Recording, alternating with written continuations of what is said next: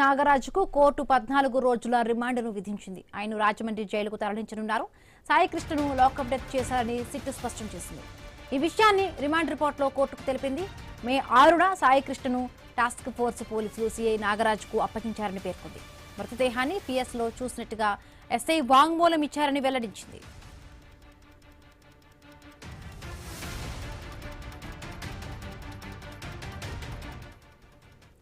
సాయికృష్ణను CI Nagaraju కోర్టులో హాజరుపరచలేదని SIT అధికారులు వివరించారు. సాయికృష్ణపై నాన్ బెయిలబుల్ వారెంట్ పెండింగ్ లో ఉందని సిట్ కోర్టు దృష్టికి తీసుకెళ్లింది. కృష్ణలంక పిఎస్లో మే 1 నుండి జూన్ 1 వరకు సీసీ ఫుటేజీ లభించలేదని వెల్లడించింది. సీసీ ఫుటేజీ మాయంపై సీఐ నాగరాజు సరైన సమాధానం చెప్పలేదని తెలిపింది. 17 మంది సాక్షులను విచారించామని రిమాండ్ రిపోర్టులో సిట్ పేర్కొంది. అయితే ఈ కేసులో మరింత న్యాయ పోరాటం చేస్తామని సీఐ నాగరాజు తరపు లాయర్లు వెల్లడించారు. కేవలం కన్ఫెషన్ ప్రకారమే సిట్ అధికారులు ఈ కేసు విచారించారన్నారు. ఈ కేసులో సరైన సాక్ష్యాధారాలు లేవని సీఐ నాగరాజును తప్పుడు కేసులో ఇరికించారన్నారు. రిమాండ్ రిపోర్టు పూర్తిగా పరిశీలించి త్వరలోనే బెయిల్ అప్లై చేస్తామని సీఐ నాగరాజు లాయర్లు తెలిపారు.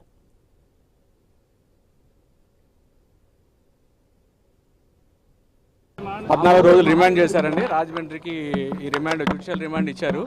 ఈ కేసు దర్యాప్తులో ఉంది కాబట్టి మేము ఎక్కువ ఏం మాట్లాడదలుచుకోలేదు. మేము ఈ విషయం మీద న్యాయ పోరాటం చేస్తాము. నాగరాజు గారిని మాత్రం ఫాల్స్గా ఇంప్లికేట్ చేశారు ఈ కేసులో అని చెప్తాను. వాళ్ళ ఇన్వెస్టిగేషన్లో ఏముందనేది మేము దాన్ని పరిశీలిస్తున్నామండి.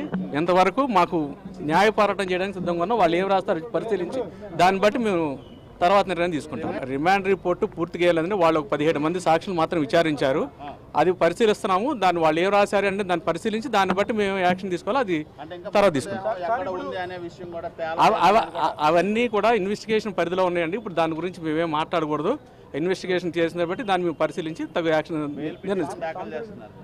చూస్తాం, పరిశీలిస్తున్నాం. ఎప్పుడు బెయిల్ పిటిషన్ మూవ్ చేయాలనేది కూడా మేము పరిశీలిస్తాము. దాన్ని బట్టి తగిన సమయంలో మేము మూవ్ చేసే అవకాశం. ఓన్లీ ఇదేనా కన్ఫెషన్ మీదే ఈ కేసు నమోదు చేశారండి. సరైన సాక్ష్యాధారం లేకపోయినా ఈ ఫాల్స్గా ఈ కేసులు ఇంప్లికేట్ చేశారు. రిమాండ్ సందర్భంగా ఏదైనా సరే అక్కడ ఫ్రేమ్ ఆఫ్ ఫేసి ఎలిగేషన్స్ ఉంటే మాత్రం జడ్జి గారు తీసుకునే అవకాశం ఉంది. కానీ మేము అన్నీ కూడా న్యాయ సమీక్ష చూస్తున్నాం. దాన్ని పరిశీలించి ఏం చేయాలని తదుపరి నిర్ణయం తీసుకుంటాం.